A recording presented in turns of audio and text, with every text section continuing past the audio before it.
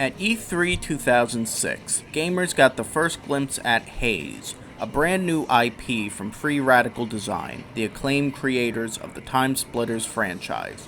While the hype train took off immediately for this modern military shooter, little did they know that behind the scenes, development of the game has been nothing short of an ever-evolving nightmare, and would continue to be for the next 2 years. Originally planned for release on March 19, 2007 for Xbox, PC, and PS3, development issues caused Free Radical to ask their publisher Ubisoft for not one, but 2 major delays. The first on August 2006, just 2 months after the E3 reveal. Throughout this time, scope creep, Ubisoft mistrust, and more put a lot of strain on the development of the game. Perhaps most damaging was Ubisoft going behind Free Radical's back to sign an exclusivity deal with Sony to recoup some of the cost of development, with the PS3 version now receiving exclusive mini-games and features. Not only was Free Radical not informed of this until after the fact, but the engine that they used did not perform well on the PS3 at all.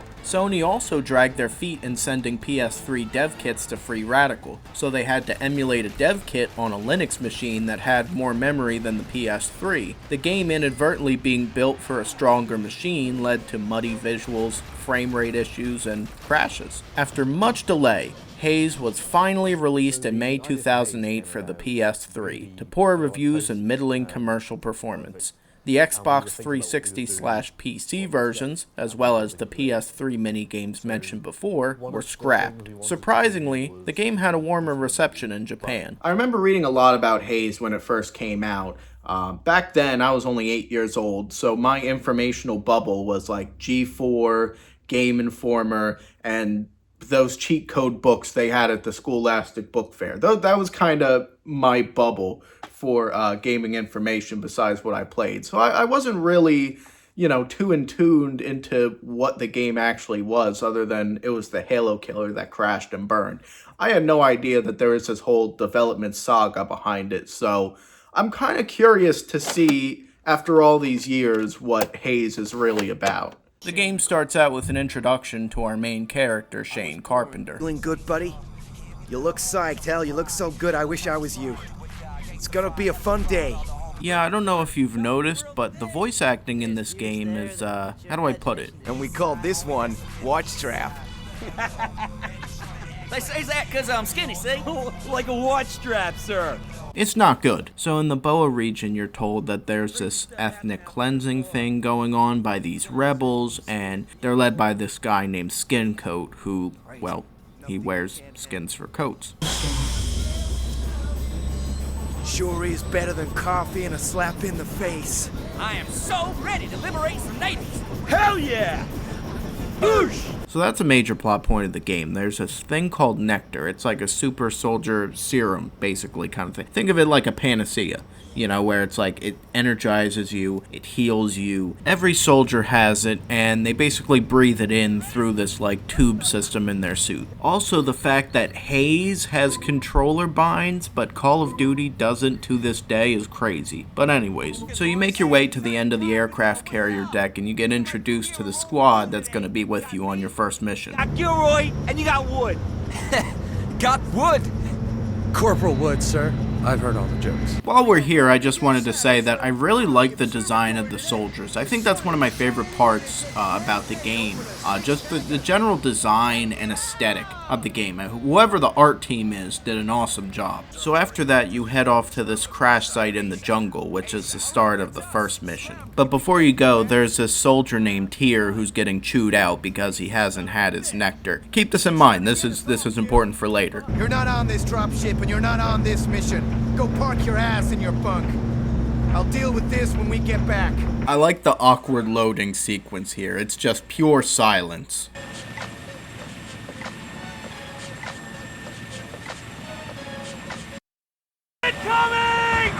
so after all that, yeah, I know that introduction took a while, but after all that, you finally start in the first mission in the jungle, and I have to say, I was pleasantly surprised by the gunplay. I genuinely actually like the gunplay in this game. They did a pretty decent job with the pure combat aspect. The AI is atrocious, but the pure combat itself is really not bad. So you make your way through the jungle some more until you finally reach the crash site. You request evac for this downed pilot, and then you have to take out some more enemies. Eventually evac arrives, and now you're on the way to go catch Skin Coat. We went there so our men could get their meds. But those rats, those goddamn rats got away with our meds, and we need to settle the score. So mission 2 starts, and this is where the shit really starts. So you arrive at Skin Coat's kind of compound, and there's this whole driving section where you kind of have to drive there, and the driving is very uncomfortable and tanky, and this is a PS3 launch title. Okay, I could live with that. But the worst part about all of this is that there's very little to no objective markers, especially not in the 3D display. Like there is on the compass up top, but no objective markers to be found in the world. So it's really hard to tell what you have to do at times. I like how this takes place in the 2040s or something, and they're still using CRT TVs. Like, yeah, that makes sense. So you drive some more through some enemy checkpoints, and there's this really annoying mine section. Like, no matter how you drive, you can't avoid these mines. They just explode, so it kind of feels pointless. But eventually you arrive at this foundry type place where Skin Coat is hiding out. Listen up. We've got Skin Coat cornered in there. And I don't know about you boys, but I'm in the mood for a medal. Rawhide, baby! Go, go, go! So you basically just make your way through the foundry, completing objectives, pull this lever, go here. I like the flamethrower, that's cool. I made my way to the end of the foundry, but because of the unclear objective markers, I went to the complete opposite end, so I had to turn around and walk the entire way back. Go me. So once you reach the end of the mission, you finally get to Skin Coat, and something that becomes apparent is that Skin Coat isn't some Mad Max cartoonish villain, he's just a normal person. Definitely no Skin Coat. What have you heard? That I eat people? That I wear their skins as a coat? You like it? 100% cotton. Now, despite the good points about propaganda that Skin Coat makes, unfortunately this second level is just one of the worst in the game, probably the worst in my opinion. I did not like that first half at all. The level design just feels really awkward and cookie cutter. It doesn't really feel like it's designed like a level. It feels like it's designed by an architect, if that makes sense. And when you have stuff laid out like real life, it's just way too open, way too long. It just slows down the pace of everything significantly. And in a first-person shooter, that's usually a bad thing. Oh yeah, they also cut his finger off. So this third mission is where things really take a turn. So they're gonna cut off Skin Coat's hands, you know, like twist the knife further kind of thing. And you, after that, you know, one conversation about propaganda, you put your foot down immediately about this. Huh? Shoot me? Motherfucker! Ah! What's going on back there? Oh! This is just such a clumsy sequence. It's just really awkward to watch the whole animation play out. But anyways, the helicopter crashes. Alright, so the plot takes an even stupider turn from here. So you wake up crashed, and you're stumbling around, you're trying to get contact, and they can't hear you, but you can hear them. HQ, we have the black box. Looks like Carpenter started a fight. It's fuzzy, but I think he shot the pilot in the back. Okay, I have a few bones to pick here. First of all, how were you able to get a cleanup squad to a black box in less than 2 minutes? That makes no sense whatsoever. Second of all, how were you then able to analyze the black box information within this 2-minute time span? Third of all, how were you able to deduce at all that the main character shot the pilot in the back? If you go back and rewatch that scene, there is no way that you could discern that it was the main character who shot the pilot in the back. Now, black boxes carry way more information than just audio recording, but let's say for the sake of the game that it doesn't, and it's just a simple audio recording. There's no roles or names ever established during this audio recording. How is it supposed to be deduced that Carpenter was the one who pulled the gun? None of this makes any sense to me, and I'm not trying to nitpick, but you have a crucial plot point resting upon some very faulty standing here. Anyways, a rebel guide finds you and basically leads you back to where Skincoat's at. We don't fully understand it, but the drug they give you protects your mind from seeing the things you do. So you find out Skincoat's real name is Marino, and nectar is apparently made of a local plant. And the military has been feeding you all this propaganda because they want you to stop anyone who comes in your way of harvesting this plant. You see where I'm going with this? After some walking and talking, Duval and the rest of your old crew are back, and they want vengeance and probably a little blood too. Boosh! We were unable to remove the drug administrators from your people. Those are not my people. Good, because it's just you and me against them. So you steal a gun to take them out, and you get everyone but Duval. So you ship off to this beach. This part can get a little frustrating at times, but it's not too difficult. You just have to take out the mortars and the blockade garrisons type deal. What is a garrison? Is that a garrison? I guess it's a garrison. You know what I mean. You take out the groups, continue on. Eventually you get to a cargo ship, and a big twist in the plot is revealed by Tyr, that soldier from the beginning that didn't take his meds. You remember when I helped you with your gear in the elevator? What about it? I turned your nectar gauge down a notch or two so you could see a little slice of reality, sir. Get ready for a big dose. So yeah, twist of the fucking year. It turns out nectar is poisonous and is killing people. And like I mentioned before, there's no ethnic cleansing, there's no, none of this conflict that was really going on. Those rebels were just trying to stop you from harvesting all of their local plants. They're burning plants so no one else can synthesize nectar. Us grunts are down here taking over the country so Mantle Incorporated can corner the pharmaceuticals market. No wonder the rebels have been fighting us tooth and nail.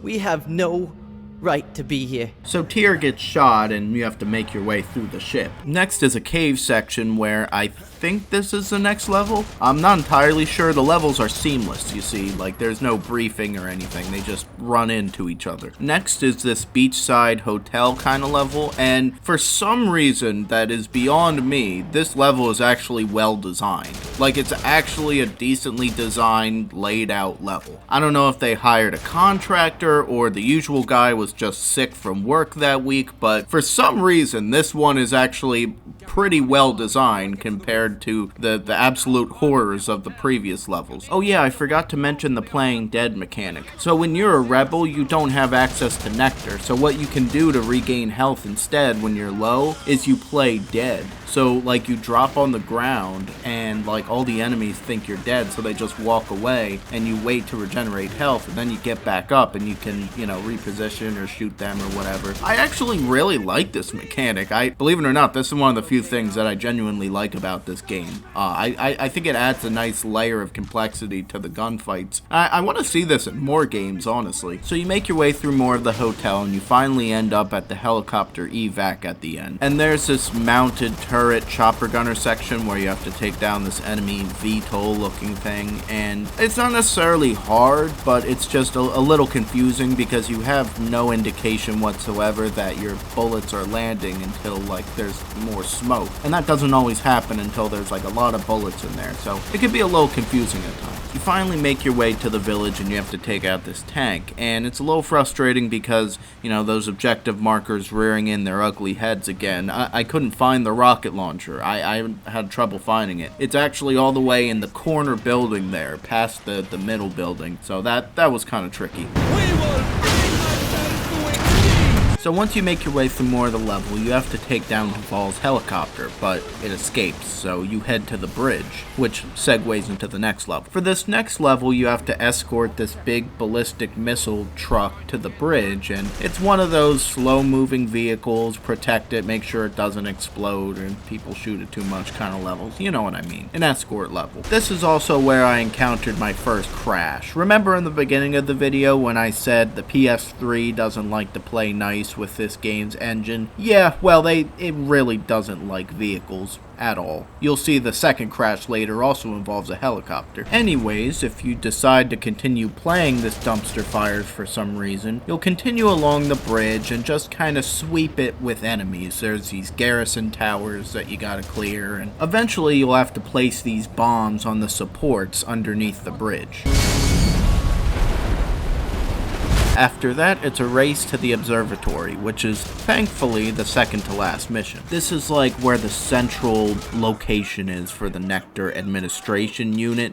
Think of it like the central command center for the Nectar Administration, which doesn't really make any sense to me because this whole place seems like bombed out to hell, so I don't know why there's this expensive computer in the middle of it all, but oh well. This part really tripped me up for some reason, so you have to get the helicopter to shoot their missiles at this part of the tower and knock over a bridge for you. I kept dying over and over because I kept dying after the missiles were hitting me. I thought the missiles were killing me. It turns out there's two snipers in the background that once the missiles hit me, they would shoot me and then I died. And I didn't realize that until like 10 or 15 minutes of trying this. So after that, there's this gondola section, and then you finally make it to the main observatory dome. You make your way around the building, and then you go in through the front entrance. From here, you have to clear out the room full of enemies, which is a harder task than it needs to be because this room is dark as hell. You really have no idea where you're going at sometimes. I mean, that's probably why they call it Haze, because you have no idea where the hell you are or where you're going. But eventually, you stumble your way to an elevator and head up to the main cylindrical unit up there. When you destroy the power panels to open up the shield,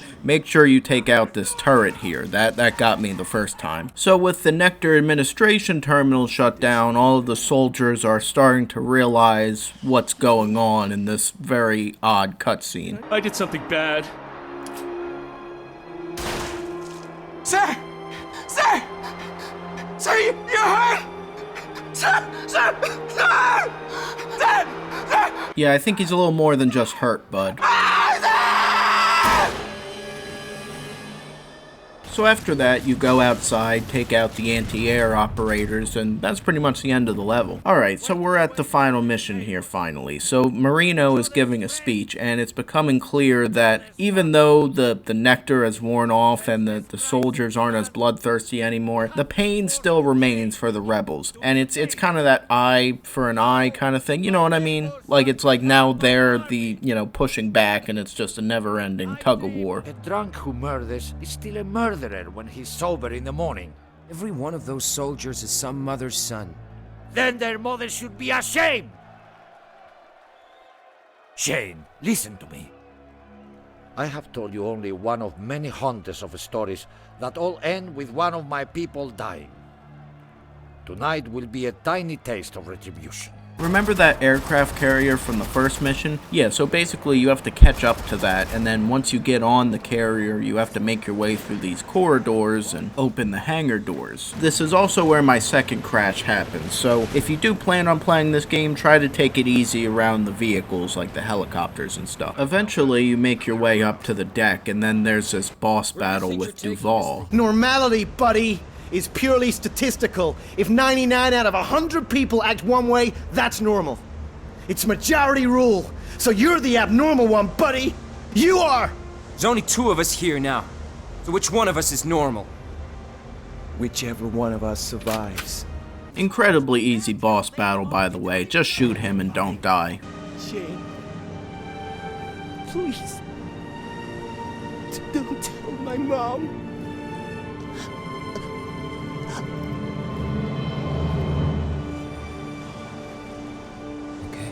So you get off the ship, you ride into the sunset, and Marino brings up the point about animals that Duval was talking about towards the beginning of the game, mirroring how, an eye for an eye always leads to, somebody being the bad guy kind of thing. They were just animals.